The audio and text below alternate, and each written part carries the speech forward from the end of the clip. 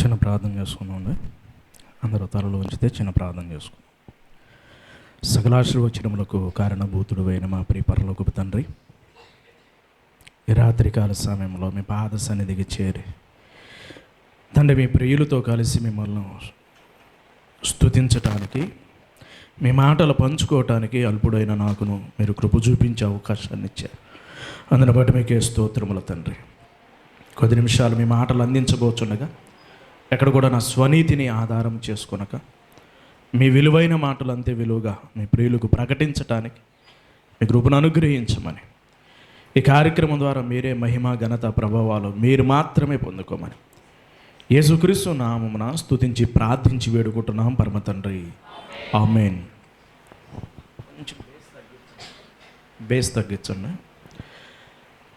నన్ను ఆహ్వానించిన బట్టి దైవ సేవకులకు అలాగే చేరి వచ్చిన మీ అందరికీ నా హృదయపూర్వకమైన వందనాలు. అందరికీ వందనాలు, అందరికీ వందనాలు. ఇప్పుడు మూడోసారికి మీరు కదిలారు. ఎందుకంటే మీరు కోఆపరేషన్ చేస్తేనే నేను ఆపరేషన్ మొదలు పెడతా. మీరు సహకరిస్తేనే నేను ముందుకు అడుగులు వేస్తాను అంటున్నాను. డాక్టర్ గారు చెబుతూ ఉంటాడు, ఏమని చెబుతూ ఉంటాడు? ఆపరేషన్ చేయాలంటే ఏం చేయాలి? కోఆపరేషన్ చేయాలి, అంటే సహకరించాలి. అదే సహకరించకపోయారనుకోండి, ఆపరేషన్లు జరుగుతాయా? ఆపరేషన్లో జరగవు. ఇప్పుడు ఆపరేషన్ జరగాలి అంటే ఖచ్చితంగా మిగతా వాళ్ళు కొంచెం సహకరించాలి. అంటే పేషెంట్ ఏం చేయాలి? సహకరించాలి. ఎప్పుడైతే సహకరిస్తే డాక్టర్ గారు కూడా చెబుతాడు, మీకు ఏం కంగారు పడమాకండి, మీరు బీపీ పెంచుకోమాకండి, మీకు బీపీ పెరిగిందంటే ఆపరేషన్ జరగదు, కాబట్టి మీరు బీపీ పెంచుకోమాకండి, అలా తీసుకెళ్ళి అలాగా తీసుకొస్తూ ఉంటారు. అంటారా లేదా? ఇలాగే మాట్లాడతాడా? ఇంకేమైనా మాట్లాడతాడా? ఇంతే కదా మాట్లాడేది. అదే కనుక టెన్షన్తో బీపీ పెరిగిపోయింది అనుకోండి, కంగారు పడ్డాం అనుకోండి, ఆపరేషన్లో జరగవు. ఈరోజు కూడా మనకు ఆపరేషన్ ఉందా లేదా? దేంతో చేస్తారు ఆపరేషను? కత్తితో చేస్తారు వాళ్ళు. మన దగ్గర కూడా ఒక కత్తి ఉంది, ప్రతి వారి దగ్గర ఉందా లేదా? ఇది 2 అంచులు గట్టిగా. ఇప్పుడు ఆయన చేసే ఆయనకు ఒక్కళ్ళకే కోస్తాడు, ఇది నాకు కూడా దిగిద్ది. ఇది 2 అంచులు కలిగిన ఖడ్గం అనమాట. కాబట్టి మీరు కోఆపరేషన్ చేసే కొంది నేను ఆపరేషన్ త్వరగా ముగించేస్తాను. అదే కాకుండా కోఆపరేషన్ లేకపోతే, అంటే మీరు కూడా సహకరించకపోతే టైం లేట్ అయిపోయింది. కాబట్టి మీరందరూ కూడా సహకరిస్తారని మనస్ఫూర్తిగా కోరుకుంటూ నేను ముందుకు కొనసాగుతాను. ఈరోజు దేవుని మహాకృపను బట్టి, దేవుడు ఇచ్చిన ఈ గొప్ప అవకాశాన్ని బట్టి దేవుని స్తుతిస్తూ ఇదేనా కొన్ని విషయాలు, మనకున్న సమయంలో కొన్ని విషయాలు మనం నేర్చుకుందాం. చూడండి, ప్రతి ఒక్కరు కూడా వచ్చేవారు, ప్రతి ఒక్కరు కూడా వచ్చిన ప్రతి ఒక్కరూ కూడా బైబిల్ గ్రంథంలో నుండి కొన్ని విలువైన విషయాలు మనం నేర్చుకొని వెళ్ళాలి. వచ్చిన ప్రతి ఒక్కరు కూడా నేర్చుకొని మనం వెళ్ళాలి. ఈరోజు మనం ఆలోచించబోయే అంశం అందుబాటులో ఉంటే ఆశీర్వదింపబడతావు. అంశం ఏంటి? అందరూ చెప్పాలి. అందుబాటులో ఉంటే ఎంతమందికి ఆశీర్వదింపబడాలని ఉంది? అందరికి ఉందా? దేవునికి మహిమ కలుగునుగాక. గమనించండి, ప్రతి ఒక్కరు కూడా ఆశీర్వదింపబడాలని ఆలోచన ఉండిద్దా లేదా? ప్రతి వారికి నాకు ఆశీర్వాదాలే వద్దన్న వాళ్ళు ఎవరన్నా ఉంటారా?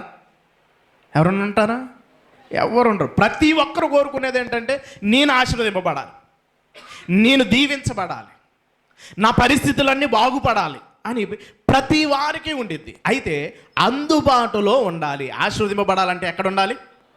అందుబాటులో ఉండాలి. మీకు అర్థం అవటం కోసం, పిల్లలు ఉన్నారనుకోండి, తల్లిదండ్రులకి అందుబాటులో ఉంటే ఆస్తి రాస్తారా, లేకపోతే దూరంగా ఉంటే రాస్తారా? పెద్దలు చాలామంది ఉన్నారు. ఇప్పుడు పిల్లలు పక్కన ఉంటూ అందుబాటులో, తల్లిదండ్రులకు అందుబాటులో ఉంటే ఏం రాస్తారు? ఈ ఇల్లు నీకేరా అంటారా లేదా? ఆ పొలం కూడా నీకేరా అంటారు. అదే కనుక అందుబాటులో లేకుండా ఉన్నారనుకోండి, ఎక్కడో ఉన్నారనుకోండి, రాస్తారా? పిల్లలకి రాస్తారా? ఇప్పుడు ఆస్తి రావాలి అంటే ఎవరికి అందుబాటులో ఉండాలి? తల్లిదండ్రులకి ఎప్పుడు అందుబాటులో ఉండాలి. వాళ్ళను చూసుకుంటూ ఉండాలి, వాళ్ళని పరామర్శిస్తూ ఉండాలి, వాళ్ళ పరిస్థితులన్నిటిని గమనించుకుంటూ ఉండాలి. అప్పుడే మనకి ఆస్తి అంతా వచ్చిద్దా లేదా? నా తరంతరం మీకేరా రాస్తున్నానంటారు, అంటారు లేదా? అదే కాకుండా తల్లిదండ్రులు పట్టించుకోకుండా ఎక్కడికో వెళ్ళిపోదు. మీ దగ్గర నేను ఉండను, మీ దగ్గర నేను ఉండను అని చెప్పేసి ఎక్కడో ఉన్నారనుకోండి, రాస్తారా? నీకు ఈయనరా నా ఆస్తి, ఎవరికి ఇస్తాను? నా కూతురు చూస్తానుగా, నా కూతురికి ఇస్తాను. నేను జరుగుతున్నాయి మాట్లాడుతున్నానా లేదా? కళ్ళ ముందు జరుగుతున్నాయి అనేక మాట్లాడుతుంది. తల్లిదండ్రులుగా పెద్దలుగా ఆలోచించే వారు ఏ విధంగా ఆలోచిస్తారంటే, ఎవరైతే వారికి అందుబాటులో ఉంటారో, ఎవరైతే వారిని చూసుకుంటూ ఉంటారో, ఎవరైతే వారి మాట వింటూ ఉంటారో వారికే ఆస్తి అంతటిని ఇస్తూ ఉంటారు. దేవునికి మహిమ కలుగును గాక. గమనించండి. అలాగే అందుబాటులో ఉంటేనే మనం ఆశ్రయింపబడతాం. దీన్ని ఒక 3 భాగాలుగా మీతో చెప్పుకుంటా. ఎన్ని భాగాలు? ఎవరికి అందుబాటులో ఉండాలో ఒక 3 విషయాలు చెప్పేసి ముగించేస్తాను. ఎన్ని విషయాలు చెబుతానన్నాను? 3 విషయాలు త్వరగా ముగించేస్తాను. గమనించండి, మనం ఆశీర్వదింపబడాలంటే అందుబాటులోకి రావాలి. ఎవరికి అందుబాటులోకి రావాలి అంటే, మొట్టమొదటిగా దేవునికి అందుబాటులోకి రావాలి. ఎవరికి అందుబాటులోకి రావాలి? దేవునికి అందుబాటులోకి రావాలి. ప్రతి ఒక్కరిని దేవుడు పిలుస్తూ ఉన్నాడు. పిలుస్తున్నాడా లేదా? ఒక్కరినే పిలుస్తున్నాడు, అందరిని పిలుస్తున్నాడా? అందరూ ఆశీర్వదింపబడాలనుకుంటున్నారు, కొందరు ఆశీర్వదింపబడాలనుకుంటున్నాడు. దేవుడు అందరిని దేవుడు ఏం చేయాలనుకుంటున్నాడు? ఆశీర్వదించాలి అనుకుంటున్నారు. ఇప్పుడు ఆశీర్వదింపబడాలి అంటే దేవునికి అందుబాటులోకి రావాలి. ఎవరికి అందుబాటులోకి రావాలి? దేవునికి అందుబాటులోకి రావాలి. దేవుడు ప్రతి ఒక్కరిని పిలుస్తున్నాడా? కొందరిని పిలుస్తున్నాడా? అందరిని పిలుస్తున్నాడు. దేవుడు అందరిని పిలుస్తున్నాడు. ఏమని పిలుస్తున్నాడు? ప్రయాసపడి భారం మోస్తున్న సమస్త జనులారా నా యొద్దకు రండి. ఒక మాటను చూద్దాం, వెళ్దాం.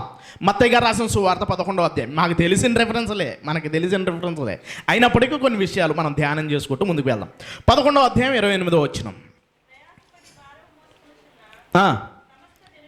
సమస్త జనులారా నా యొద్దకు రండి, నేను మీకు విశ్రాంతి కలుగో చేతును. ఇప్పుడు ఏమని పిలుస్తున్నాడు? ప్రయాసపడి భారం మోస్తున్న సమస్త జనులారా నా దగ్గరికి రండి అంటున్నాడు. అంటే దేవునికి మనం అందుబాటులోకి రావాలి. ఎవరికి అందుబాటులోకి రావాలి? దేవునికి ఎప్పుడైతే మనం అందుబాటులోకి వస్తూ ఉంటామో దేవుడు దీవించటం మొదలు పెడతాడు. దేవునికి మహిమ కలుగును గాక. గమనించండి. అంటే దేవుడు పిలుస్తూ ఉన్నాడు, అందరిని పిలుస్తున్నాడు, ప్రతి ఒక్కరిని పిలుస్తున్నాడు. ఎప్పుడైతే దేవుడు పిలుస్తూ ఉన్నప్పుడు దేవుని దగ్గరికి ఎప్పుడైతే మనం వస్తూ ఉంటామో దేవుడు దీవించటం మొదలు పెడుతూ ఉంటాడు పిల్లలు. అందుకని పిలుస్తున్నాడు. ప్రయాసపడి భారం మోస్తున్న సమస్త జనులారా ఎక్కడికి రమ్మంటున్నాడు? నా దగ్గరికి రండి. అంటే దేవునికి దగ్గరికి రావాలి, దేవుని దగ్గరికి రావాలి. అందుకని యాకోబు గారు రాసిన పత్రిక 4వ అధ్యాయం 8వ వచనం. యాకోబు గారు రాసిన పత్రిక 4వ అధ్యాయం 8వ వచనంలో మరొక మాటను రాస్తున్నాడు, చూద్దాం. దేవుని యొద్దకు రండి, అప్పుడు ఆయన మీ యొద్దకు వచ్చును. గమనించండి, జాగ్రత్తగా వినండి. దేవుని యొద్దకు రండి, అప్పుడు ఆయన మీ యొద్దకు వచ్చును. ఇప్పుడు ఫస్ట్ మనం ఆశీర్వదింపబడాలి అంటే ఎవరి దగ్గరికి రావాలి? దేవుని దగ్గరికి రండి. ఈరోజు దేవుని దగ్గరికి వచ్చే వాళ్ళు కనబడుతున్నారా?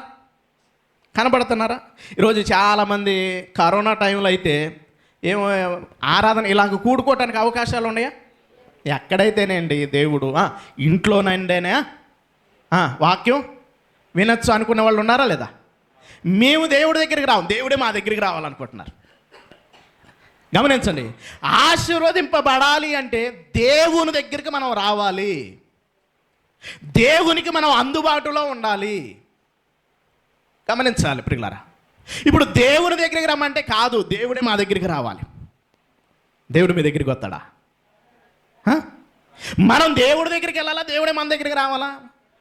మనమే ఒక అడుగు వేయాలి. అందరికీ ఆశీర్వదింపబడాలని ఆలోచన ఉండిద్ది, కానీ దేవునికి అందుబాటులోకి నువ్వు వస్తున్నావా? దేవుని సన్నిధికి నువ్వు క్రమం తప్పకుండా వస్తున్నావా? ఇప్పుడు మాట్లాడుతున్నాడు. దేవుని యొద్దకు రండి, అప్పుడు ఆయన మీ యొద్దకు వచ్చును. దేవుని యొద్దకు రావడానికి మనం ప్రయత్నించాలి. ఈరోజు చాలామందికి చాలా బిజీ షెడ్యూల్, దేవుడికి అవకాశాన్ని ఇవ్వలేకపోతున్నారు, దేవునికి సమయాన్ని లేకపోతున్నారు. ఆలోచించండి పిల్లరా. ఎప్పుడైతే మనం దేవునికి ఆ అవకాశాన్ని ఇస్తూ ఉంటామో, దేవుని సన్నిధికి వస్తూ ఉంటామో, ఆయన గనక మన దగ్గరికి వస్తే మనకి ఏ కొదువ ఉండదు. దేవునికి మహిమ కలుగును గాక. ఆయన గనక మనతో ఉంటే మనకి ఏమైనా కొదువు ఉండిద్దా? ఏ కొదువు ఆయన. గమనించండి, ఒక ఉదాహరణ చెబుతా, జాగ్రత్తగా వినండి. ఒక రాజు తన రాజ్యంలో ఉన్న వారికి ఒక విషయాన్ని చెప్పాడు. ఏమని చెప్పాడంటే, వాళ్ళ పరిస్థితులన్నింటిని గమనించి మీకేమేం కావాలో అన్నింటినీ తీసుకుంటారా అని చెప్పాడు. ఏం చెప్పాడు? మాట్లాడాలి, మీరు కోఆపరేషన్ చేయాలి త్వరగా. మీకు ఏమేం కావాలో అన్నింటినీ తీసుకొని వెళ్ళండి అన్నాడు. అనగానే ఫస్ట్ కొంతమంది వచ్చి వజ్రాలు అన్నింటినీ తీసుకొని వెళ్ళిపోయారు. ఏం తీసుకెళ్ళారు? మాట్లాడాలి త్వరగా. ఏం తీసుకెళ్ళారు? వజ్రాలు కొంతమంది తీసుకెళ్ళారు. ఇంకా తర్వాత ఏముండిద్ది? బంగారం ఉండిద్ది. బంగారం కొంతమంది తీసుకొని వెళ్ళిపోయారు. ఇంకా తర్వాత ఏముండిద్ది? వెండి ఉండిద్ది. వెండి కొంతమంది తీసుకొని వెళ్ళిపోయారు. ఇలాగా ఒక్కొక్కటి తీసుకొని వెళ్ళిపోతున్నారు. రథాలు అన్నీ తీసుకొని వెళ్ళిపోతున్నారు. మీకు ఏం కావాలంటే అవి తీసుకొని వెళ్ళండి. ఒక వ్యక్తి మటుకు వచ్చేసేసి ఆయన దగ్గర నిలబడి నువ్వే కావాలంటున్నాడు. నీకేమైనా పిచ్చి పట్టిందిరా? నేను కావాలంటున్నావు, నీకేమైనా పిచ్చి పట్టు? అందరూ అన్నీ తీసుకొని వెళ్ళిపోతావు, త్వరగా తీసుకో అంటే, నాకొద్దు రాజా అంటున్నాడు. అదేంటి బ్రా, నేను కావాలని కోరుకుంటున్నట్టు తీసుకోండి. గబక్కని వజ్రాలు తీసుకుని ఉంటే నీ భవిష్యత్తు బాగుండిద్ది. బంగారం తీసుకుంటే నీ భవిష్యత్తు బాగుండిద్ది. లేకపోతే వెండిని తీసుకో, లేకపోతే రథాలను తీసుకో, నీకు కావాల్సిన ఏదో ఒకటి తీసుకోపో బతుకంటే, నాకు ఏం వద్దు, నువ్వు కావాలి రాజా అంటున్నాడు. అదే కనుక అవకాశం మనకు వస్తే అవి కావాలి, ఇవి కావాలి, అన్నీ కావాలనుకోవటం. ఇతను ఎంతగా ఆలోచిస్తున్నాడంటే, ఒక విషయాన్ని జాగ్రత్తగా ఆలోచించగలిగితే, ఇతను ఎంతగా ఆలోచిస్తున్నాడు, ఎందుకు ఆ రాజును కోరుకున్నాడు కనుక మనం ఆలోచిస్తే, రాజు వలనే ఇవన్నీ కూడా వచ్చినాయి. దేవునికి మహిమ కలుగును గాక. ఇప్పుడు ఆ రాజు ఉంటే ఏముంది? వజ్రాలు ఉన్నాయి, బంగారం ఉంది, వెండి ఉంది, రథాలు ఉన్నాయి, అన్నీ ఉన్నాయి. అందుకని తెలివిగా ఆలోచిస్తున్నాడు ఆ ఒక్క వ్యక్తి. తెలివిగా ఆలోచిస్తూ ఆ రాజుని కోరుకుంటూ ఉన్నాడు. ఇప్పుడు వీళ్ళందరూ తీసుకెళ్ళిన తర్వాత కూర్చొని అంటే ఏం కరిగిపోతాయంట? కూర్చొని అంటే కొండలైన కరిగిపోతాయి. ఇది పెద్ద విషయమే కాదు. ఈరోజు 1 లక్ష రూపాయలు తీసుకొని వెళ్ళిపోతే ఒక రోజులో కూడా ఖర్చు పెట్టచ్చా లేదా? ఈజీగా. పిల్లోడికి 1000 రూపాయలు ఎత్తడం సరిపోవట్లా. గమనించండి ఎంత తెలివిగా ఆలోచిస్తూ ఉన్నాడో చూడండి, ఆలోచించండి పిల్లలు.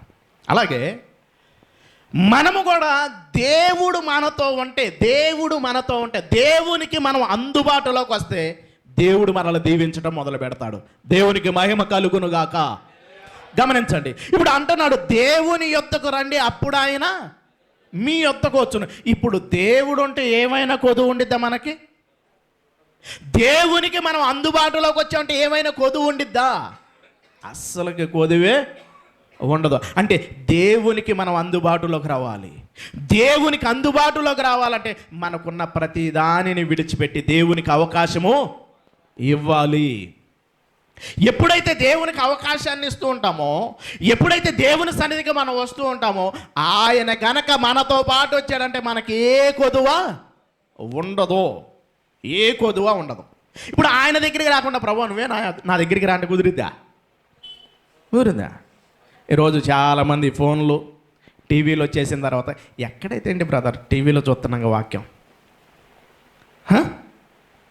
టీవీలో చూస్తున్నాం కదా, ఫోన్లో వచ్చేసింది కదా, పెద్ద పెద్ద స్పీకర్లో వింటున్నాం కదా. గమనించండి పిల్లరా, బైబిల్ గ్రంథంలో ఒక మాట రాయబడుతుంది, సమాజముగా కూడుట మానవద్దు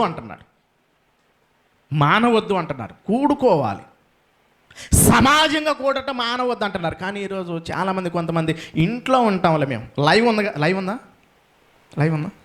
లైవ్ చూస్తాంలే మేము కొంతమంది అనుకుంటూ ఉంటారు. కానీ పిల్లరా, మనము సమాజంగా కూడాలి, అందరితో కలిసి ఉండాలి.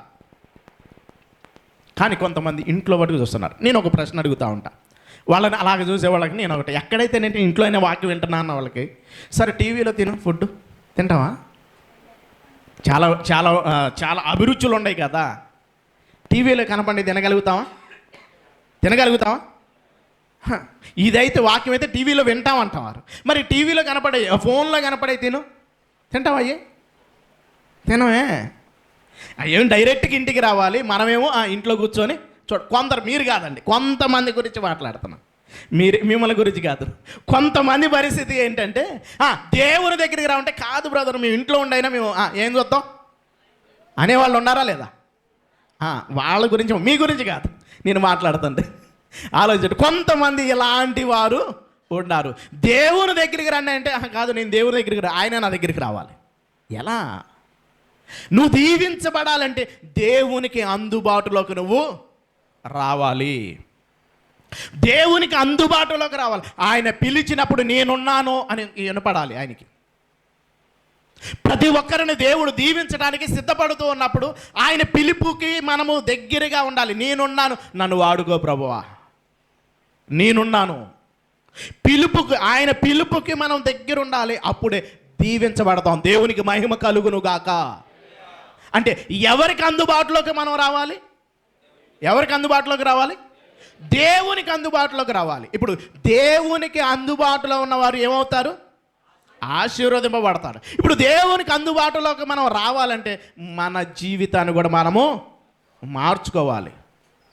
దేవుడు దీవించాలనుకుంటాడు, ప్రతి ఒక్కరిని దీవించాలి అనుకుంటాడు. కానీ ఆయన ఉద్దేశాలు మనం నెరవేర్చే వారిగా ఉండాలి. ఆయనకు అనుకూలంగా మనం బ్రతికేటట్టు ఉండాలి. కానీ మనకు అనుకూలంగా మనం బ్రతుకుతూ ఉంటాం. ఒక మాటను చూద్దాం. రోమీయులకు రాసిన పత్రిక 12వ అధ్యాయం. రోమీయులకు రాసిన పత్రిక 12వ అధ్యాయం 1వ వచనంలో నుండి పౌలు గారు ఒక విషయాన్ని తెలియజేస్తున్నాడు. ఆ రోమా సంఘానికి కొన్ని విషయాలు చూద్దాం పిల్లరా. నా సహోదరులారా, పరిశుద్ధమును దేవునికి అనుకూలమైన సజీవ యాగముగా మీ శరీరములను ఆయనకు సమర్పించుకొనుడని దేవుని వాత్సల్యమును బట్టి మిమ్మల్ని బతిమిలాడుకొనుచున్నాడు. ఒక విషయాన్ని రాస్తున్నాడు, జాగ్రత్తగా వినండి పిల్లరా. ఏమని తెలియజేస్తున్నాడంటే, నా ప్రియ సహోదరులారా అని మొదలు పెడుతూ మీరు పరిశుద్ధమును ఎలాగుండాలి? పరిశుద్ధమును దేవునికి అనుకూలమునైన సజీవ యాగముగా మిమ్మల్ని మీరు సమర్పించుకోండి. పరిశుద్ధమును దేవునికి అనుకూలమైన సజీవ యాగంగా ఆయనకి సమర్పించుకోవాలి. నాకు అనుకూలం ఉంటే వస్తా బ్రదర్ అనకూడదు, నాకు కుదిరితే వస్తాను అనకూడదు. దేవునికి అనుకూలంగా మనం మారిపోవాలి. అంటే దేవునికి అందుబాటులోకి మనం రావాలి. ఆయన పిలుస్తూ ఉన్నాడు. ప్రతి ఒక్కరిని దీవించాలనుకుంటున్నాడు, ప్రతి ఒక్కరిని ఆశీర్వదించాలనుకుంటున్నాడు. ఇప్పుడు ఆశీర్వదించాలంటే నువ్వు అందుబాటులోకి వస్తున్నావా దేవునికి? పరిశుద్ధమును దేవునికి అనుకూలమైన సజీవ యాగంగా మిమ్మల్ని మీరు సమర్పించుకున్నాడని బతిమలాడుతూ ఉన్నాడంట. ఈరోజు బతిమలాడుతున్నారు లేదా? రండి బ్రదర్, రండి అంకులు, రండి ఆంటీ. పౌలు గారు బతిమలాడుతూ ఉన్నాడు. సంఘంలో ఉన్నవారు బతిమలాడుతున్నారు. మీకు అనుకూలంగా ఉన్నప్పుడు కాదు, దేవునికి అనుకూలంగా మనం మారాలి. మనకు అనుకూలంగా వచ్చినప్పుడు దేవుడు దీవించడం. నాకు కుదిరితే వస్తా అంటే దేవుడు దీవించడు. ఆయనకు అనుకూలంగా మారాలి. ఆఫ్టర్ ఆల్ మన పిల్లలకే మన ఆస్తిని వాళ్ళని దీవించాలి, వాళ్ళని ఆశీర్వదించాలి అంటే మనకు అందుబాటులో ఉంటే, మనం చెప్పినట్టు వింటే వాళ్ళని దీవిస్తామా లేదా? వారికి అన్నీ రాసిస్తామా లేదా? అవునా కదా? అవునా కదా? మీరు మాట్లాడ త్వరగా. అవునా కదా? మరి దేవునికి కూడా మనం అందుబాటులో ఉండాలా లేదా? ఉండాలా లేదా? ఆయనకు అనుకూలంగా మనం మారాలి. అందుకని మాట్లాడుతున్నాడు. మరలా చదవండి ఆ మాట. రోమీయులకు రాసిన పత్రిక 12వ అధ్యాయం 1వ వచనంలో, కాబట్టి సహోదరులారా, దేవునికి అనుకూలమునైన మీ శరీరములను సమర్పించుకొనుడని మిమ్మల్ని బతిమిలాడుకొనుచున్నాను. గమనించండి. అనుకూలమునైన సజీవ యాగంగా మీ శరీరంలో ఆయనకు సమర్పించుకొనుడని దేవుని వాత్సల్యమును బట్టి మిమ్మల్ని బతిమిలాడుకొనుచున్నాను. ఇట్టి సేవ మీకు యుక్తమై ఉన్నది. గమనించండి పిల్లలు, మనం కూడా మన పిల్లలు బతిమలాడుతూ ఉండరా, నా దగ్గరే ఉండరా ఉంటాం లేదా? బతిమలాడుతూ ఉంటాం లేదా? గమనించండి. ఈ పని చేసి పెట్టరా అంటే ఒక పనిలో మనము ఒక మేస్త్రికి అనుకూలంగా ఉండాలి. ఒక ఉద్యోగానికి వెళ్తే మన అధికారికి అనుకూలంగా మనం ఉండాలి. అది అనుకూలంగా లేకపోతే ఏం చేస్తారు చెప్పండి? అవసరం లేదురా బాబు, నువ్వు ఉద్యోగానికి రావటం అవసరం లేదు. నాకు అనుకూలంగా నువ్వు ఉండాలి. ఒక పని చేసేటప్పుడు ఆ మేస్త్రికి అనుకూలంగా మనం ఉండాలి. అలా కాకుండా వాళ్ళకి అనుకూలంగా లేకపోతే మనల్ని తీసి పక్కన పెట్టేస్తారు. అలాగే దేవుడు మనల్ని దీవించాలి అంటే, దేవుడు మనల్ని ఆశీర్వదించాలంటే ఆయనకు అనుకూలంగా మనం నడుచుకోవాలి. దేవునికి మహిమ కలుగునుగాక. దేవునికి అనుకూలంగా ఎప్పుడైతే మనం నడుచుకుంటూ ఉంటామో దేవుడు దీవించటం మొదలు పెడతాడు. పిల్లరా, అందుబాటులో ఉంటే దేవుడు ఏం చేస్తాడు? ఆశీర్వదిస్తాడు. అందుబాటులో ఉన్న వారు దేవుడు ఏం చేస్తాడు? అంటే ఎవరికి అందుబాటులో ఉండాలి? మొట్టమొదటిగా దేవునికి మనము అందుబాటులో ఉండాలి. దేవునికి అనుకూలంగా మనం మారాలి. దేవుడు పరిశుద్ధుడైన ప్రకారం మనం కూడా పరిశుద్ధమైన ప్రవర్తనతో అనుకూలంగా మనం నడుచుకోవటానికి ప్రయత్నించాలి. రెండోదిగా మనం ఆలోచించగలిగితే ఒక సేవకునికి మనం అందుబాటులో ఉండాలి. ఎవరికి అందుబాటులో ఉండాలి? సేవకునికి అందుబాటులో ఉండాలి. సేవకునికి అందుబాటులో ఉంటే దీవించబడతామా? ఖచ్చితం ప్రియులారా. సేవకునికి ఎప్పుడైతే మనం అందుబాటులో ఉంటామో, ఎప్పుడైతే సేవకుడికి అందుబాటులో ఉంటామో వారి జీవితాలు కూడా దీవించబడినవి చాలా ఉన్నాయా లేవో బైబిల్ గ్రంథాలు గమనించండి. మోషే గారికి అందుబాటులో ఎవరున్నారు చెప్పండి గబక్కన, మీకు తెలిసిన విషయమే. ఎవరున్నారు?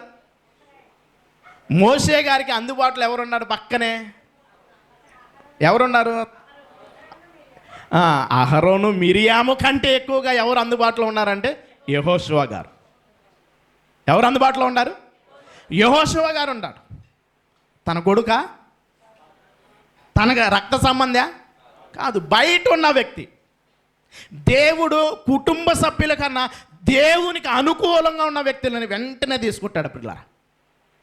అంటే ఆ సేవకుడు దేవుని పరిచర్యలో ఉన్నప్పుడు ఆ సేవకునికి ఎలాగున్నాడంటే అందుబాటులో ఉన్నాడు పిల్లరా. అందుబాటులో ఉన్నాడు. ఆయన అందుబాటులో ఉన్నాడు కాబట్టి వెంటనే మోషే గారు వెళ్ళిపోయిన వెంటనే ఎవరిని వాడుకున్నాడు? యెహోషువను వాడుకోవటం మొదలు పెడుతున్నాడు. అంటే ఒక సేవకునికి కూడా మనం అందుబాటులో ఉండాలి. ఈరోజు కొంతకాలం ఉండేపాటికి నా దగ్గర ఎక్కువగా యూత్ ఉంటారు, కుర్రోళ్ళు చాలామంది ఉంటారు. అందరికీ మా ఉద్దేశం ఏంటంటే, అనగారు బాగా పరిచయం అనమాట, ప్రతి ఒక్కళ్ళు కూడా శిష్యులుగా అవ్వాలి, అందరూ నేర్చుకోవాలి. అందరూ మా దగ్గర ఉన్న కుర్రోళ్ళు అంతా వాక్యం చెబుతుంటారు, అన్నీ చేసుకుంటూ ఉంటారు. కొంచెం వాక్యం చెప్పటం మొదలవంగానే, చెప్పటం రాగానే కొద్దిసార్లు ఇంకా అందుబాటులోకి రారు.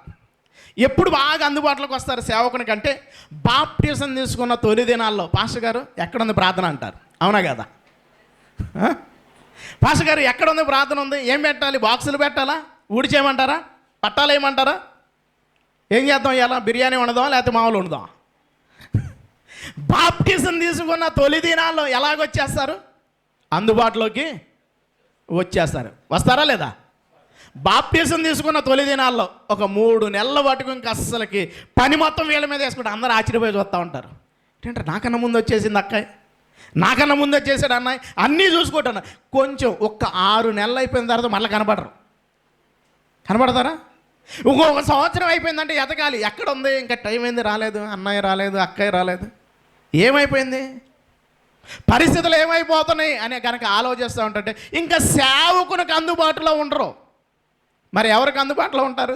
లోకంలో చాలా పనులు ఉంటాయి.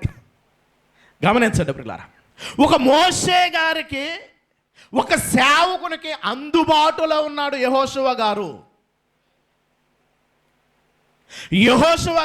ఒక సేవకునికి అందుబాటులో ఉన్నాడు కాబట్టి మోషే గారు చనిపోయిన వెంటనే, మోషే గారు వెళ్ళిపోయిన వెంటనే వాడుకోవటం మొదలు పెడుతున్నాడు. చూడండి ప్రియులారా, దేవునికి మహిమ కలుగును గాక. మోషే గారు వెళ్ళిపోతున్న వెంటనే ఎవరిని లేపాడు దేవుడు?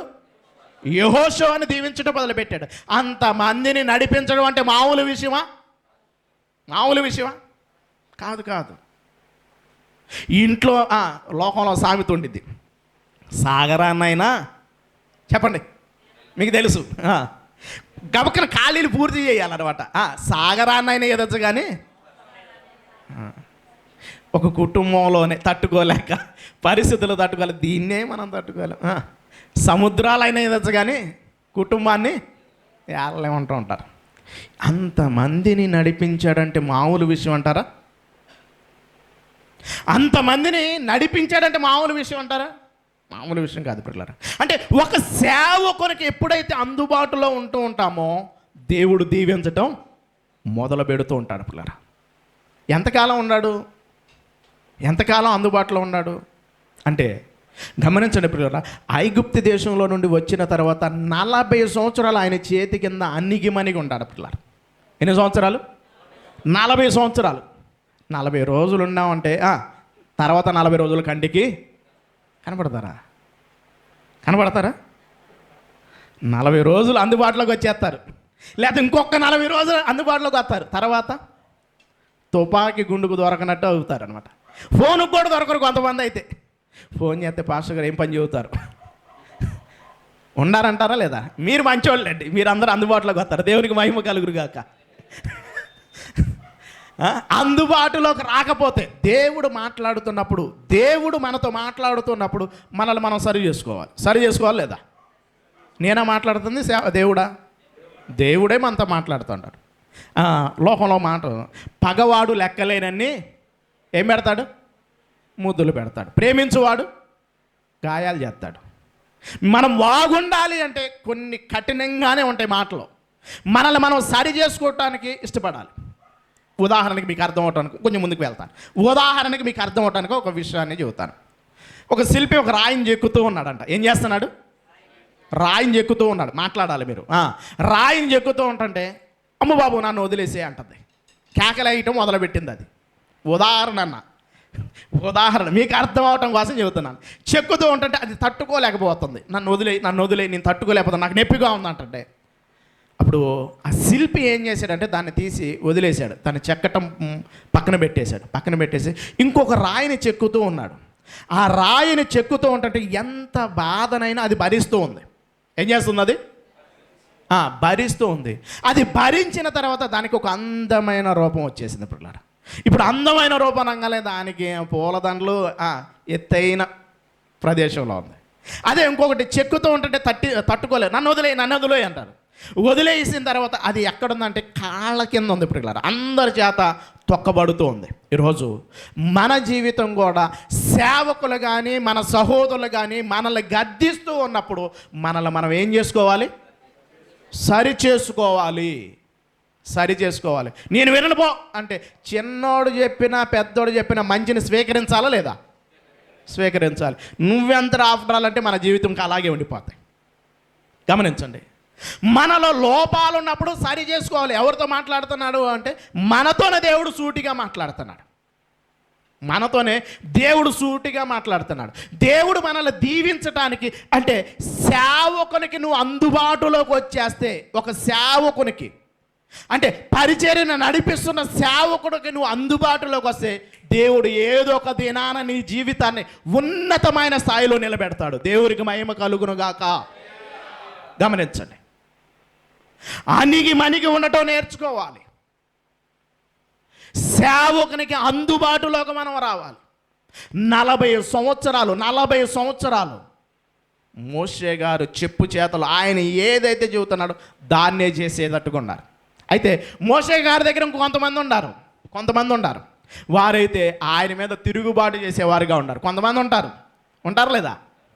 సేవకులు గడ్డు చెప్పేవాళ్ళు, సేవకుల మీద తిరుగుబాటు చేసేవాళ్ళు ఉంటారా లేదా? కొంతమంది ఉంటారు. మోషే గారి మీద కూడా ఏం చేశారు? తిరుగుబాటు చేశారు. ఆ తిరుగుబాటు చేసిన ఉన్న దేవుడు విడిచిపెట్టాడా? ఏమనుకుంటున్నావురా సేవకుడు అంటే? ఏమనుకుంటున్నావు అని చెప్పేసి వాళ్ళని లేపేశాడు. పిల్లలు ఆలోచించండి. అంటే ఒక సేవకునికి అందుబాటులో ఉంటే దేవుడు దీవించటం మొదలు పెడతారు. కొన్ని విషయాలు చూద్దాం ఒకసారి. యెహోషువ గ్రంథం, ఆయన జీవితాన్ని కనుక మనం ఆలోచించగలిగితే దేవుడు ఎంతగా హెచ్చించడం మొదలు పెడుతున్నాడో కొన్ని విషయాలు చూద్దాం. చూడండి, మొదలు ద్వితీయోపదేశకాండం చూద్దాం. ద్వితీయోపదేశకాండం 31వ అధ్యాయం 7వ వచనం. ద్వితీయోపదేశకాండం 31వ అధ్యాయం 7వ వచనం.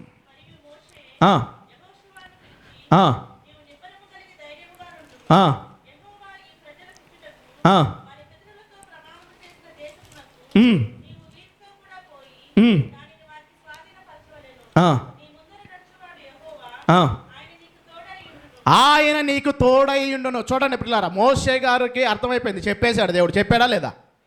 అయిపోయింది నీ పరిస్థితి, నువ్వు కొంచెం చేసావు కాబట్టి నువ్వు అక్కడ దాకా వెళ్ళవు. ఎక్కడ దాకా? కానాను నువ్వు ప్రవేశించవు. ఇప్పుడు వెంటనే ఎవరిని సిద్ధపరుస్తున్నాడు? యెహోషువ గారితో. యెహోషువ గారితో ఏమని మాట్లాడుతున్నాడో చూడండి, జాగ్రత్తగా మీరు చదువుకోండి. చాలా విషయాలు రాస్తూ ఉంటాడు.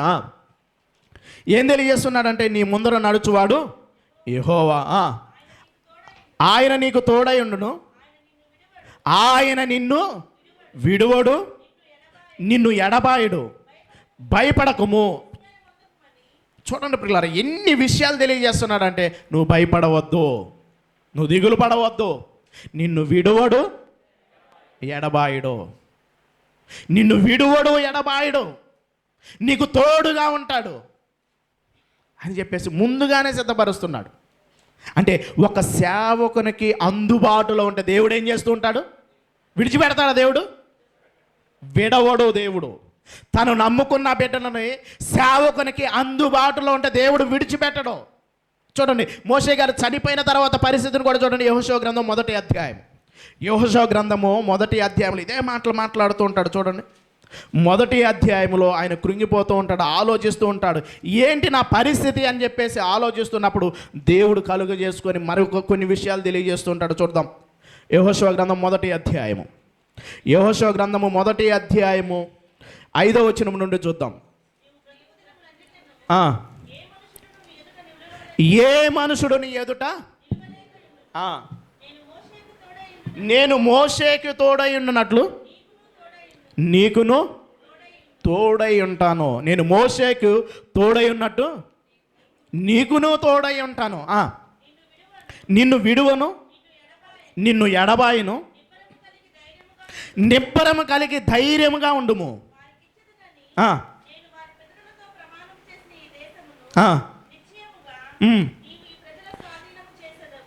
చూడండి పిల్లరా, ఒక విషయాన్ని చెప్పుకుంటూ వస్తున్నాడు, కొన్ని విషయాలు చెప్పుకుంటూ వస్తున్నారు. నిన్ను మటుకు నేను విడిచిపెట్టినా. నువ్వెందుకు దిగులు పడుతున్నావు? నువ్వెందుకు బాధపడుతున్నావు?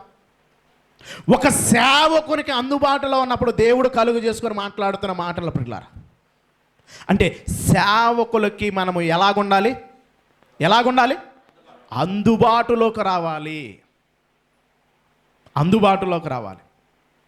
సేవకునికి అందుబాటులోకి వస్తే ఆటోమేటిక్గా దేవుడు మన జీవితాన్ని హెచ్చించటం మొదలు పెడతాడు, ఆశీర్వదించడం మొదలు పెడతారు పిల్లలు. మనకు తెలుసు ఏలీయా గారి జీవితంలో కూడా ఒక కరువు వచ్చినప్పుడు సేవకుని మాట వింది ఎవరు? సారేపతి విధవరాలు. ఆ కరువులో ఏందా నీకేం పెడతానయ్యా అలా సేవకుని మాట వింది. సేవకుని మాటకు అందుబాటులోకి వచ్చేసింది. ఆ అందుబాటులోకి రావటం ద్వారా ఆమె జీవితం ఎలాగ ఆశీర్వదింపబడింది? దీవించబడిందా లేదా? కరువు అంత పోయేంత మటుకు ఆమె తొట్టిలో ఏం తగ్గల? పిండి లేదు, పిండి తక్కువ కాలేదు, బుడ్డిలో నూనె తక్కువ కాల. ఎందువల్ల అది జరిగిందంటే సేవకుని మాటకి విలువిచ్చింది. సేవకుని మాటకి విలువిచ్చింది కాబట్టి, సేవకుని మాటకి విలువిచ్చి అందుబాటులోకి వచ్చింది కాబట్టి ఆమె జీవితం ఉన్నతంగా ఉంది పిల్లలు, ఉన్నతంగా ఉంది. ఈరోజు మన జీవితాలు కూడా దేవుడు దీవించటం మొదలు పెట్టాలి అంటే సేవకునికి అందుబాటులోకి మనము రావాలి. మొట్టమొదటిగా ఏం తెలుసుకున్నాం? దేవునికి మనము అందుబాటులోకి రావాలి. దేవునికి మనం అందుబాటులోకి రావాలి. ఎప్పుడైతే దేవునికి అందుబాటులోకి మనం వస్తూ ఉంటామో మనలో దేవుడు దీవించటం మొదలు పెడతాడు. రెండవదిగా సేవకునికి మనం అందుబాటులోకి రావాలి. మోషే గారికి అందుబాటులోకి వచ్చాడు యెహోషువ, ఆయన దేవుడు దీవించాడు. ఏలీయా గారికి అందుబాటులోకి వచ్చాడు. ఎవరు వచ్చారు ఏలీయా గారికి అందుబాటులోకి? ఎలీషా. పని చేసుకుంటూ ఉన్నాడు, మామూలు పనోడు కాదు ఆయన, మామూలు పనోడు కాదు. ఇప్పుడంటే ట్రాక్టర్లు అన్నీ వచ్చేసినాయి. ఎడ్ల బండి కట్టుకొని పొలం పని చేస్తున్నాడంటే మామూలు పనోడు కాదు. 12 అరకలు కట్టుకొని దున్నుతూ ఉండంగా కనపడి రండి రా అని చెప్పిన వెంటనే విడిచిపెట్టేసి వచ్చేస్తున్నాడు పిల్లరా. వెంటనే వధించేసి తల్లిదండ్రులు చెప్పేసి వాటిని వధించేసి వెంటనే ఏలీయా గారిని వెంబడిస్తున్నాడు. ఈరోజు సేవకుడు పిలిచినప్పుడు ఎంతమంది మనం అందుబాటులోకి వస్తున్నాం? అందుకనే చూడండి, ఏలీయా గారు వెళ్ళిపోయిన తర్వాత ఎవరిని వాడుకోవటం మొదలుపెట్టాడు దేవుడు? ఎలీషాను వాడుకో. ఎలీషా ఎంత గొప్ప కార్యములు జరిగించాడో తెలుసా? అనేకమైన గొప్ప కార్యములు జరిగించాడు ఎలీషా. ఎందుకు ఈ విధంగా జరిగిందంటే అంటే సేవకునికి అందుబాటులో ఉన్నాడు ఎలీషా. సేవకునికి అందుబాటులోకి వచ్చేసాడు కాబట్టి ఆయన జీవితం చాలా ఉన్నతంగా మారిపోయింది. అన్నిటినీ విడిచిపెట్టేసి వచ్చాడు. రోజు పిలుస్తూ ఉన్నప్పుడు అందుబాటులోకి వస్తున్నామా? సంఘము అందుబాటులోకి వస్తుందా? దేవుడు మనల్ని దీవించాలి. దేవుడు అందరిని దీవించాలనుకున్నా కొందరిని అనుకుంటున్నాడా? అందరిని దీవించాలి. అంటే సేవకుడికి మనం అందుబాటులోకి రావాలి. సేవకున్న తర్వాత బాధ్యతలు మనం తీసుకోవాలి. ఎందుకంటే మనమందరం కూడా ఏమవ్వాలి? మనమంతా కూడా రాజులైన యాజక సమూహము.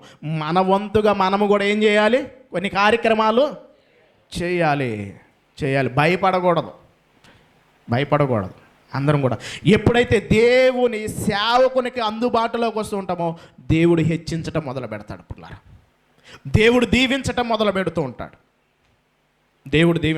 పెడుతూ ఉంటాడు. మూడవదిగా మనం ఆలోచించగలిగితే సంఘ కార్యక్రమాల్లో సంఘములో మనం అందరికీ అందుబాటులో ఉండాలి. ఉన్న వారందరికీ మనం ఎలాగుండాలి? అందుబాటులోకి రావాలి. ఎందుకంటే సంఘం విస్తరించబడుతున్నప్పుడు అందరం కూడా ఒకరికొకరు అందుబాటులో ఉండాలి. మనం అందుబాటులో ఉండాలి. ఈరోజు ఒకరికంటే ఒకరు పడిద్దా? పైకేమో వందనాలు, లోనేమో ఉండలేరు. కొంతమంది అందరు కాదు, కొంతమంది ఒకరికొకరికి పడుతుందా? ఒకరినొకరు ఆప్యాయంగా పలకరించుకునే వాళ్ళు ఉంటున్నారా? ఒకరికొకరు ప్రార్థన చేసేవారు ఉన్నారా? ఒకరికొకరు సహకరించుకునేవారు ఉంటున్నారా? ఉండట్లేదు. సంఘములో ఉన్న వారందరూ కూడా ఒకరికి ఒకరు మనం అందుబాటులో ఉండాలి. ఎందుకంటే సంఘం విస్తరించాలి, పరిస్థితులు విస్తరించాలంటే ఒకరినొకరు మనము పురికొల్పుకుంటూ ముందుకు వెళ్ళాలి. ఒకరినొకరు ఘనముగా ఎంచుతున్నావు నీ పక్కన సహోదరుని నాకంటే గొప్పవాడని అంటున్నావా? గమనించండి పిల్లారా, నీ సహోదరుని నీ సహోదరి మనని నువ్వు నీకంటే గొప్పవారిగా నువ్వు ఎంచటం మొదలు పెట్టాలి. అప్పుడు దేవుడు దీవిస్తాడు. దేవుని పనిలో ఘనుడుగా ఎంచాలి. కానీ అందుబాటులోకి వస్తున్నాం, ఒకరికొకరు అందుబాటులో ఉంటున్నామా? సంఘంలో ఐక్యత ఉంటుందా? అందుబాటులోకి రావాలి. ఒకరినొకరు ఒక్క సేవకునికి అందుబాటులో కాదు, ఉన్న అందరం కూడా ఒకరికొకరు మనం అందుబాటులోకి రావాలి. ఒకరినొకరు మనం పురికొల్పుకునే విధంగా ఉండాలి. కానీ నేటి సంఘాల్లో ఏమైపోతుందంటే ఒకరికి పడవట్ల ఐక్యత అనేది కనపడట్లేదు. ఐక్యత కనపడట్లేదు. చర్చిలోకి వచ్చేసి మోకాలు నల్లగం పెట్టుకుంటా, వారి వైపు చూస్తే మీరు వాళ్ళతో నేను ఇక్కడ కూర్చోను. ఉన్నారా లేదా? వాస్తవం మాట్లాడుతున్నాం కాదా? వాస్తవమే. వాళ్ళు వస్తే నేను రాను చర్చికి, వాళ్ళు అక్కడికి వస్తే నేను రాను. వాళ్ళు అక్కడ కూర్చుంటే నేను ఎక్కడ కూర్చోను, మళ్ళీ అక్కడ కూర్చుంటారు. నిజం. సంఘాల్లో పరిస్థితులు ఎలాగైపోతున్నాయి అంటే ఒకరినొకరు సహకరించుకునే వారిలాగా ఉండట్లేదు. సంఘం ఐక్యతగా ముందుకు అడుగులు వేసే పరిస్థితులు కనపడట్లేదు. ఐక్యతతో మనము ముందుకు అడుగులు వేయాలి. దుష్టుడు ఎంతగా పనిచేస్తున్నాడో తెలుసా? వాడి యూనిటీ ఎలాగ ఉందో తెలుసా? వాడి పరిస్థితులు ఎలాగ ఉన్నాయంటే ఒకరినొకరిని కలవకుండా చేస్తూ ఉంటాడు.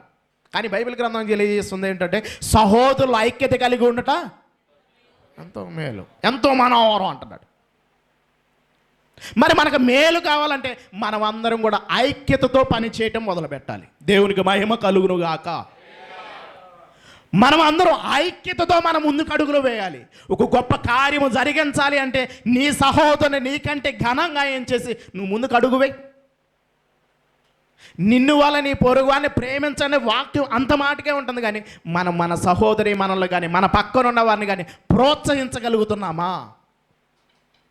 నువ్వేం చేయగలుగుతావు? నీ వల్ల కాదు. నిరుత్సాహపరిచే మాటలు మన నోట రాకూడదు పిల్లారా. ఐక్యతతో మనము ముందుకు కదిలేవారిగా ఉండాలి. అంటే అందుబాటులోకి రావాలి. ఒకరికొకరు మనం అందుబాటులోకి మనం రావాలి. వాక్యం అయితే బాగా తెలుసు. ఈరోజు వాక్యం బాగా యూట్యూబ్ ఇవన్నీ వచ్చేసిన తర్వాత బాగా వాక్యం అందుబాటులోకి వచ్చేవాటికి ఈరోజు మనుషులందరికీ వాక్యపు ప్రూఫ్లు వచ్చినాయి. ఎలాగా అంటారా? ఒక విషయాన్ని చెబుతా వినండి. ఏ విధంగా మనుషులు తయారైపోయారంటే, ఒక ఇద్దరు వ్యక్తులు ట్రైన్లో ప్రయాణం చేస్తున్నారు. ఎంతమంది? మాట్లాడాలి త్వరగా, మీరు సహకరించాలి, టైం అయిపోతుంది. ఇద్దరు వ్యక్తులు ట్రైన్లో ప్రయాణం చేస్తున్నారు.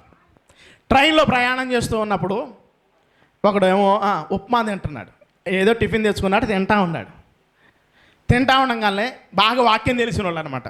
ఇప్పుడు ఈ వ్యక్తి మాట్లాడుతున్నాడు, ఏమని మాట్లాడుతున్నాడంటే, వాక్యం చూపించి నిన్ను వాళ్ళే చెప్పాలి, మీకు తెలుసు నాకు తెలుసు, నిన్ను వాళ్ళే ఎందుకు అడిగాడు చెప్పండి ఆ మాట. ఎందుకు అడిగాడు? డైరెక్ట్గా నాకు కొంచెం బెటర్ అనకుండా ఏం చూపించాడు? వాక్యాన్ని చూపించాడు. నిన్ను వాళ్ళ నీ పొరుగు వారిని ప్రేమించు. నాకు కొంచెం పెట్టు అనగితే ఏమైంది? సిగ్గా, అడగడానికి సిగ్గా. కానీ ఏం చూపించి వాడుకుంటున్నారంటే వాక్యాన్ని చూపించి మాట్లాడగలే. వాడేమన్నా తక్కువ? నీ పొరుగు వారిది ఏది, నీ పొరుగు వారిది ఏది కూడా వీడి డైరెక్ట్గా చెప్పొచ్చుగా, నేను పెట్టను అని. నేను పెట్టనని చెప్పొచ్చు కదా, పెట్టనని చెప్పొచ్చు కదా. కాదు, వీడు కూడా వాక్యం బాగా తెలిసినాడు. ఇప్పుడు వాక్యం బాగా తెలిసేపాటికి ఇప్పుడు ఏమంటున్నాడు?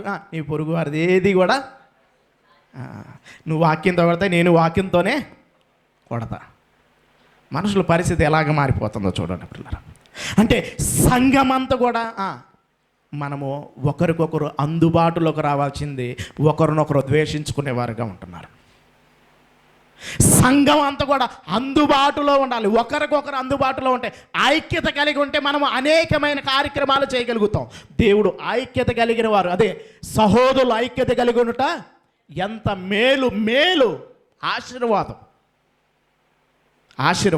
ఈ ఆశీర్వాదం కావాలంటే ఐక్యత రావాలి. ఒకరినొకరు సహించుకోవటం నేర్పించాలి, ప్రేమించడం నేర్పించాలి. కానీ ఈరోజు సంఘాల్లో ఏముంటుంది అంటే ద్వేషమే ఉంటుంది పిల్లలు.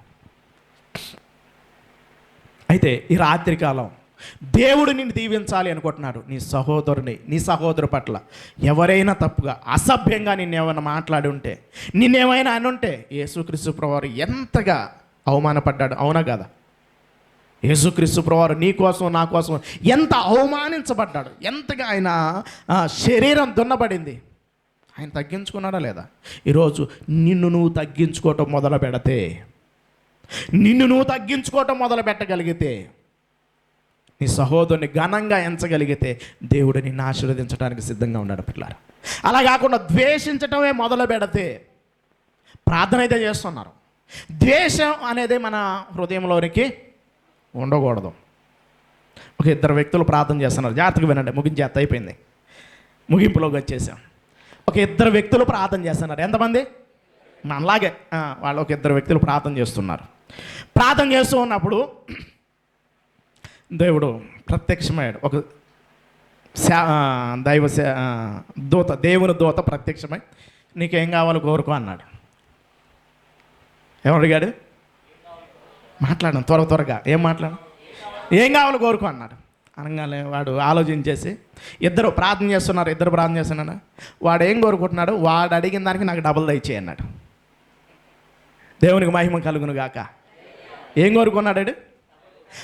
అతను ఏం కోరుకుంటున్నాడు? నాకు రెండింతలు కావాలనుకున్నాడు. ఒక ఇల్లు కోరుకున్నాడు అనుకోండి. ఇప్పుడు ఇతనికి ఏం కావాలి? అతను ఒక కారు కోరుకున్నాడు అనుకోండి. ఇతనికి ఏం కావాలి? ఎంతగా ఆలోచించాడు చూడండి. మనం కూడా ఆలోచిస్తాం లేదా? ఉండిద్దా లేదా మనకు కూడా ఈ ఆలోచన? వాడికంటే ఎదుటి వ్యక్తి కన్నా నేను బాగా ఉండాలని కోరుకుంటాం. ఇప్పుడు ఇతని దగ్గరికి కూడా దేవుడు, ఇద్దరు ప్రార్థన చేస్తున్నారు కదా, ఇతని దగ్గరికి కూడా దేవుడు దేవదూత ప్రత్యక్షమైంది. నీకేం కావాలి కోరుకో అంటే, వీడు కోరుకున్నాడు. ఏం కోరుకున్నాడు అంటే, అతను ఏం కోరుకున్నాడు వీడు విన్నాడు. ఇప్పుడు ఇతను ఏం కోరుకున్నాడు తెలుసా? ఏం కోరుకున్నాడు అంటే, నాకు ఒక కన్ను తీసే ప్రభు అన్నాడు. ఏం కోరుకున్నాడు? నాకు ఒక కన్ను తీసేసాను. ఇప్పుడు కన్ను తీసేస్తే పక్కనోడికి ఏం చేయాలి? ఏం చేయాలి? నాకు ఒక కన్ను తీసి అంటే పక్కనోడు ఏం కోరుకున్నాడు? వాడికి ఒకటెత్తే నాకు రెండు. చూడండి ద్వేషం చూడండి. అతనే ఎంత ద్వేషంతో అంటే వాడు పోనీలే కోరుకున్నాడంటే వాడికి డబుల్ కావాలని ద్వేషంతో కోరుకున్నాడు. ఇతడేమైనా తక్కువ ఏంటి? ఇతను కూడా కోరుకున్నాడు ఏంటంటే నాకు ఒక కన్ను తీసే ప్రభువా. ఎందుకంటే పక్కనోడికి ఏం పోతాయి? ఎన్ని పోతాయి? వాడికి రెండు పోతాయి. ఏంటో తెలుసా? ద్వేషం ఉంటుంది సంఘంలోనే, ప్రార్థించే వారిలోనే. పిల్లరా, అలాగ ఉండకూడదు. అంటే సంఘం అంతా కూడా ఒకరినొకరు పురికొల్పుకొని ఆత్మ కలిగించు ఐక్యతతో ముందుకు అడుగులు వేయవలసిన సంఘము ఐక్యత కనపడట్లేదు. అంటే సంఘం అంతా కూడా ఎలాగ ఉండాలంటే ఐక్యతతో ముందుకు కొనసాగాలి. పిల్లరా, ముందుకు కొనసాగాలి. అంటే సంఘం అంతా కూడా దేవుని కార్యక్రమాల్లో ఒకరినొకరు గనులుగా ఎంచుకుంటూ అందుబాటులోకి రావాలి, ఒకరికొకరు అందుబాటులోకి రావాలి. కానీ దుష్టుడైతే అందుబాటులోకి రానివ్వట్లా, ఒకరినొకరు గనులుగా ఎంచనేట్లా. చూడండి ఒకసారి ఎఫెసీయులకు రాసిన పత్రిక, 4వ అధ్యాయంలో ఒక మాట రాస్తూ ఉంటాడు. ఎఫెసీయులకు రాసిన పత్రిక 4వ అధ్యాయం మొదటి వచనంలో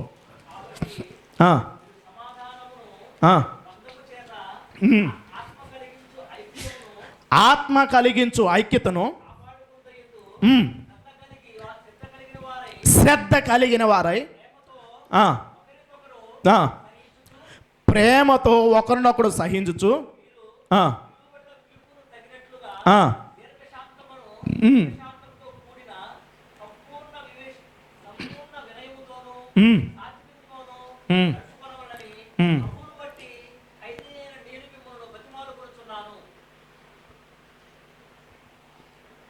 గమనించండి ప్రియులారా, ఒక విషయాన్ని తెలియజేస్తున్నాడు. ఏమని తెలియజేస్తున్నాడు అంటే, ఈ పత్రిక రాస్తూ ఆత్మ కలిగించు ఐక్యత, కాబట్టి మీరు సమాధానం అనే బంధము చేత ఆత్మ కలిగించు ఐక్యత రావాలి. దేవుడు మనల్ని దీవించాలంటే సంఘంలో ఏమి రావాలి? ఐక్యత రావాలి. సంఘం అంతా కూడా ఒకే మాట మీద ముందుకు అడుగులు వేసేవారుగా ఉండాలి. సంఘంలో ఉన్నవారు ప్రతి వారు ఒకరికొకరు గనులుగా ఎంచి ముందుకు అడుగులు వేసేవారిగా ఉండాలి. అప్పుడు దేవుడు దీవించటం మొదలు పెడతారు పిల్లలు. అంటే సంఘం ఒకరికొకరికి ఎలాగ రావాలి? అందుబాటులోకి రావాలి. ఒకరికొకరు అందుబాటులోకి వస్తే దేవుడు దీవించటం మొదలు పెడతాడు పిల్లలు, ఆశీర్వదించటం మొదలు పెడతారు. అందుకని ఈ మాట రాస్తున్నాడు. ఒక్కసారి మనసు పెట్టి ఆలోచించండి పిల్లలు, ఆలోచించండి. కాబట్టి మీరు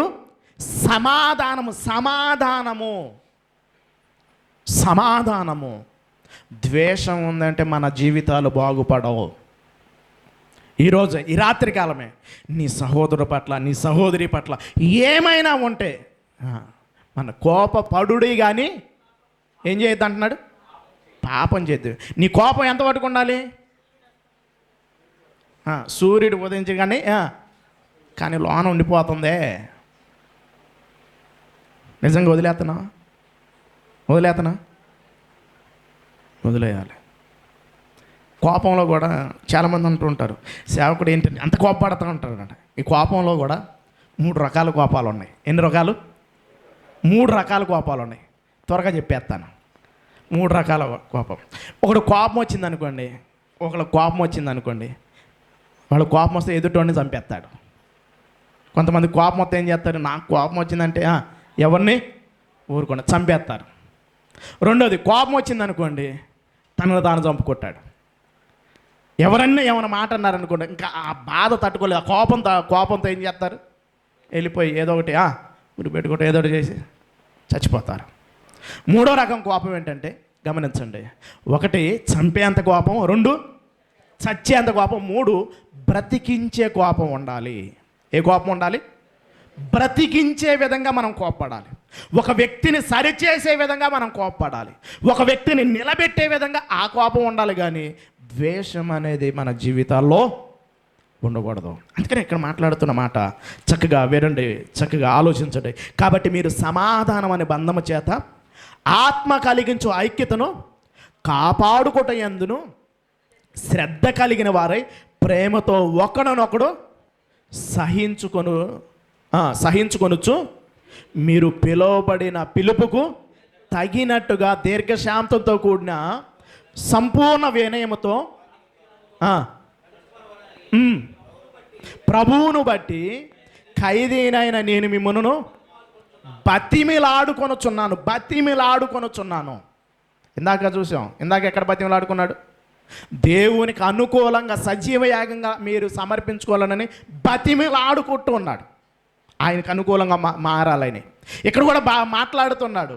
బతిమిలాడుకుంటున్నారు. మీరు సహోదరులు ఒకరి పట్ల మీరు సమాధానం అనే బంధం చేత మీరు ముందుకు అడుగులు వేయాలి. దేవునికి మహిమ కలుగును గాక. ఈ రాత్రికాల సమయంలో మనము ఏం చేద్దామంటే ఒక్కసారి సమాధాన పడదాం.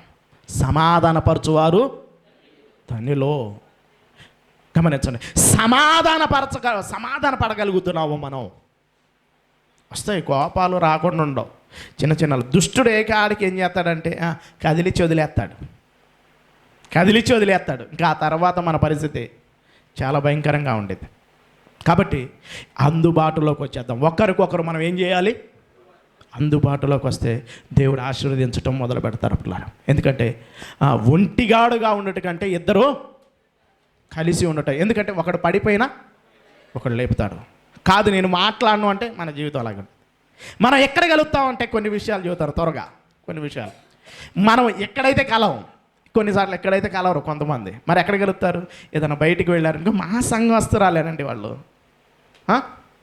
మా సంఘమే, అప్పుడు మాట్లాడుకుంటారు. ఎక్కడైతే మటుకు కలవరు. కానీ పిల్లరా, కలవాలి. మనం ఐక్యతతో మనం ముందుకు అడుగులు వేయాలి. అంటే సంఘం కూడా ఒకరికొకరు ఎలాగుండాలి? ఐక్యతతో అందుబాటులోకి రావాలి. ఒకరినొకరు ఘనంగా ఎంచుకోవాలి. ఒకరినొకరు పురికొల్పుకునే విధంగా ఉండాలి. ఎందుకంటే మనము పడిపోయిన వారిని ఖచ్చితంగా ఒకరినొకరు మనం లేపాలి పిల్లలు, లేపాలి. కొంతమంది కొన్ని పరిస్థితులు ఎవడు పడనోడు అంటే ఎవరు ఉండరు. ఏదో ఒక విషయంలో మనం ఏదో ఒక విషయాల్లో పడిపోతూ ఉంటాం. పడిపోయిన చూసి మనం వాళ్ళని హేళన చేయటం కాదు, వాళ్ళని లేపటానికి మన వంతుగా మనము ప్రయత్నం చేయాలి. లోపాలు లేనివాడు ఎవడు లేడు. ఏదో ఒక విషయంలో పడిపోతూ ఉంటాం. ఆ పడిపోయిన వాడిని చూసి హేళన చేయటం కాదు, కానీ వాడిని లేపేవారిగా ఉండాలి. దేవునికి మహిమ కలుగును గాక. సంఘమంతా కూడా ఐక్యతతో ముందుకు అడుగులు వేస్తుంటే విజయం మందే ప్రియులారా, విజయం మందే. అందుకని కొన్ని విషయాలు పడిపోయినప్పుడు ఆత్మ సంబంధం ఎందుకు నేను సంఘం అంతా కూడా ఒకరికొకరు అందుబాటులో ఉండాలంటున్నానంటే, ఒకరు ఏదన్నా విషయంలో పడిపోయారనుకో వారిని లేపటానికి మనం నిలబడాలి పిల్లరా. అందుకనే గలతీయులకు రాసిన పత్రిక 6వ అధ్యాయంలో కూడా ఒక మాట రాస్తున్నాడు. త్వరగా చూద్దాం. గలతీయులకు రాసిన పత్రిక 6వ అధ్యాయము 1వ వచనం నుండి చూడండి. సహోదరులారా, ఒకడు ఏ తప్పిదములోనైనను చిక్కుకున్న ఎడల ఆత్మ సంబంధులైన మీలో ప్రతివాడు తన విషయమై చూచుకొనుచు సాత్వికమైన మనసుతో అట్టి వారిని మంచి దారికి తీసుకొని రాలి. పోయిందిరా, దరిద్రం వదిలిపోయిందా అనుకోకూడదు. ఏదన్నా తప్పిదంలో పడిపోయాడు అనుకోండి, వాడిని తీసుకురావడానికి ప్రయత్నించండి. ఎప్పుడు చూడు సేవకుడే తీసుకురావాలంటే ఎట్ట కుదిరిద్ది? నేనైతే కొన్ని విషయాల్లో మా సంఘంలో అన్నిటికీ నేను వెళ్ళను, సంఘంగా చెప్పేస్తాను. ఎవరైనా రాలేదనుకోండి, వెళ్ళండి, ఒక 3-4 వెళ్ళి మాట్లాడండి వాళ్ళ పరిస్థితులు. అన్నీ చూసుకోవాలంటే సేవకుడే చూసుకుంటాడా? చూసుకోలేడు. ఇప్పుడు ఎవరో వెళ్ళాలి అంటే సంఘంలో ప్రతి వారి మీద బాధ్యత ఉంది. ఎవరైనా రాకపోతే ఏంది పరిస్థితి ఏంటంటే, మీరందరూ ఒకరికొకరు అందుబాటులోకి వచ్చేస్తే ఎంత బాగుండిద్ది. నా కోసం నా సంఘం ఉంది. సేవకుడు ఎప్పుడు ఎంటర్ అవ్వాలి అంటే వీళ్ళ వల్ల పరిస్థితి కానప్పుడు అప్పుడు సేవకుడు. నేను అందుకనే దాదాపు ఆల్మోస్ట్ సంఘానికి అప్పుడు చెబుతాయి. ఎవరన్నా రాలేదనుకోండి, వాళ్ళ పరిస్థితి ఏంటో మీరే చూసుకోండి. ఏంటి పరిస్థితి ఏంటో కనుక్కోండి. అంటే మనము కూడా ఒకరికొకరు మనం ఏమవ్వాలి? అందుబాటులోకి రావాలి. అందుబాటులో ఉంటే దేవుడు ఏం చేస్తాడు? మొట్టమొదటిగా ఎవరికి అందుబాటులోకి రావాలి? దేవునికి మనము అందుబాటులోకి రావాలి. రెండవదిగా సేవకునికి అందుబాటులోకి రావాలి. సేవకునికి అందుబాటులో ఉండి ఆ సేవా కార్యక్రమాలన్నిటిలో, దేవుని పరిచర్యలో అన్నిటిలో మనము అందుబాటులోకి రావాలి, బాధ్యతలు తీసుకోవాలి. మూడవది సంఘంలో ఒకరికొకరు మనము అందుబాటులోకి రావాలి, ఒకరినొకరు పురికొల్పుకోవాలి. ఎందుకు అందుబాటుకు రావాలి? ఏదో ఒక లోపంలో పడిపోతూనే ఉంటారు. వారిని పురికొల్పి మరలా తీసుకురావాలి, మంచి దారికి తీసుకురావాలని ఈ మాటను అండర్లైన్ చేసుకుని ఒకసారి మరలా చూద్దాం.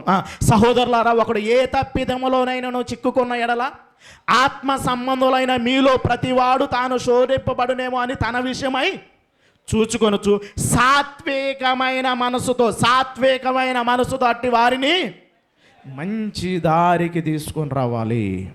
దేవునికి మహిమ కలుగునుగాక. ఈరోజు ఎంతమంది నువ్వు తీసుకొస్తున్నావు? ఎంతమందిని సంఘంలో ఏదన్నా చిక్కుకున్నాడు అనుకోండి, వాడిని తీసుకురావడానికి మన వంతుగా ప్రయాస ఉండాలి. పిల్లరా, పౌలు గారికి ఎంతగా ప్రయాసపడుతుండేవాడంటే దినదినం ఆయనకి ప్రసవ వేదన కలుగుతూ ఉందంట. ఈరోజు మనకు ఉంటుందా? ఒకడు రాకపోతే ఏంటక్క రాలేదని పలకరించాలి. ఏంటన్నా మీరు రాలేదేంటని ఒకరినొకరు మనం వెళుతూ ఉంటుంటే సంఘానికి ఐక్యత వచ్చింది. సంఘం ఐక్యతతో కనుక ముందుకు కదిలిందంటే ఈ సంఘాన్ని కదిలించేవాడే ఉంటాడా? అందరూ ఐక్యతతో కనుక ముందుకు అడుగులు వేస్తుంటే విజయం అందే. ప్రియులారా,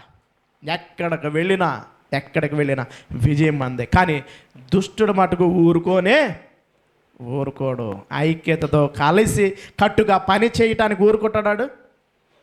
కలిసి ఉంటే ఏందంట, ఏది ఎప్పుడు ఉండిద్ది? కలిసి ఉంటే కాలదో సుఖం అంటారు. ఇప్పుడు కలిసి ఉంటే కుదరదు, విడిపోతేనే బాగుండిద్ది అనమాట. పాత రోజుల్లో నా చిన్నప్పుడు చూసేవాడిని. ఎవరికన్నా పిల్లనివ్వాలంటే ఏం చూసుకునేవాళ్ళు? వాళ్ళు ఉమ్మడి కుటుంబం, పెద్ద కుటుంబం ఉందేమో చూసుకునేవాళ్ళు. అవునా కదా? పెద్ద కుటుంబం నా చిన్నప్పుడు బాగా వినేవాళ్ళు. ఎంతమంది ఉండేవాళ్ళు మీరు అన్నదమ్ములు ఎంతమంది అలాగ అడిగేవాళ్ళు. ఇప్పుడు ఏమడుగుతున్నారు? మీకు ఎంతమంది పిల్లలు? ఎంతమంది అంటే ఒక 5గురు ఉన్నారని. 5గురా? అమ్మో, మా కూతురు అక్కడ చేయలేదు. ఒక్కడ ఉన్నవాడి కోసం వెతికిలాడటం మొదలుపెట్టారు. ఒకప్పుడు ఉమ్మడి కుటుంబాలు కోరుకున్నాయి. ఎందుకంటే వాళ్ళ పరిస్థితి రంగాలు అందరూ ఐక్యతతో ఆ పరిస్థితులన్నీ సాల్వ్ చేసుకునేవాళ్ళు. ఇప్పుడు కోరుకుంటున్నారా? తల్లిదండ్రులు కోరుకుంటున్నారా? ఒక్కడే ఉండాలి, ఒక్క కూతురే ఉండాలి. ఆలోచించండి పిల్లలు, ఐక్యతలో ఎంత బలం ఉందంటే అంత బలం ఉంది. కాబట్టి దేవుడు అందుబాటులో ఉన్న వారిని ఏం చేస్తాడు? ఆశీర్వదించాడు. దేవునికి అందుబాటులోకి రావాలి. చెప్పాలి త్వరగా. దేవునికి అందుబాటులో రావాలి. రెండోది, సేవకునికి అందుబాటులో రావాలి. మూడోది, సంఘానికి మనము అందుబాటులో. ఒకవేళ ఏమైనా లోపాలు ఉంటాయి, ఈ రాత్రి కాలమే మనల్ని మనం సరి చేసుకుంటూ నీ సహోదరుని నీకంటే ఘనంగా ఎంచు. దేవుడు నిన్ను హెచ్చించటం మొదలు పెడతాడు. దేవుడు నిన్ను దీవించటం మొదలు పెడతాడు. అలా కాకుండా నువ్వు కనుక లోనే కుళ్ళుకుంటూ ఉంటే, నువ్వు కనుక ద్వేషిస్తూ ఉంటుంటే గమనించండి, మన జీవితం అలాగే ఉండిపోయింది. ఈ రాత్రికాలం ఈ 3 విషయాల్లో మనం ఎక్కడైనా దేవునికి దూరంగా ఉండాలి. మనలో ఏదో ఒకటి మనల్ని హెచ్చరించినప్పుడు మనల్ని మనం సరి చేసుకుంటూ ముందుకు అడుగులు వేస్తే దేవుడు నీకున్న ప్రతి పరిస్థితుల్లో నుండి నీకున్న ప్రతి పరిస్థితుల్లో నుండి నిన్ను విడిపించి గొప్ప చేయడానికి దేవుడు సిద్ధంగా ఉన్నాడు. దేవునికి మహిమ కలుగునుగాక. దేవుడు నిన్ను ఘనపరచడానికి, దేవుడు నిన్ను దీవించడానికి, దేవుడు నీ స్థితిగతులు మార్చడానికి సిద్ధంగా ఉన్నాడు. అయితే నువ్వు నాకు అందుబాటులోకి వస్తావా? అందుబాటులోకి వస్తే నిన్ను దేవుడు దీవిస్తాడు. అలా కాకుండా అందుబాటులోకి నువ్వు రాకుండా నీకు ఇష్టం వచ్చినట్టు నువ్వు బ్రతుకుతూ ఉంటుంటే దేవుడు నిన్ను మాత్రం ఎంత మాత్రము దీవిస్తాడా? దీవించడు. ఒక్క మాట చూపించేసి ముగించేస్తాడు. ఇంకొక మాట చూద్దాం ఒక్కసారి. సామెతల గ్రంథము, కీర్తనల గ్రంథమే. కీర్తనల గ్రంథము 16వ అధ్యాయం 4వ వచనం చూడండి. కీర్తనల గ్రంథము 16వ అధ్యాయం 4వ వచనం. యెహోవాను విడిచి వేరొకరిని అనుసరించు వారికి ఏం విస్తరిస్తాయంట? గమనించండి. దేవుని గనక విడిచిపెట్టేసి తిరుగుతూ ఉన్నామంటే ఏం విస్తరిస్తాయి అంటున్నాడు? శ్రమలు విస్తరిస్తాయంట.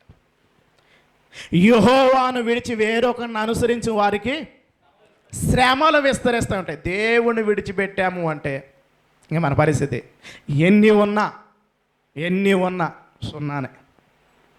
కాబట్టి దేవుణ్ణి విడిచిపెట్టక దేవునికి అందుబాటులోకి వస్తూ, సేవకునికి అందుబాటులోకి వస్తూ, అలాగే సంఘానికి మనం అందుబాటులో ఉంటే దేవుడు మన జీవితాల్లో మారుస్తాడు. అట్టి కృప దేవుడు మన అందరికీ అనుగ్రహించునుగాక. దేవుడు మన కుటుంబాలను దీవించునుగాక. సేవకు అందుబాటులోకి వచ్చురుగాక.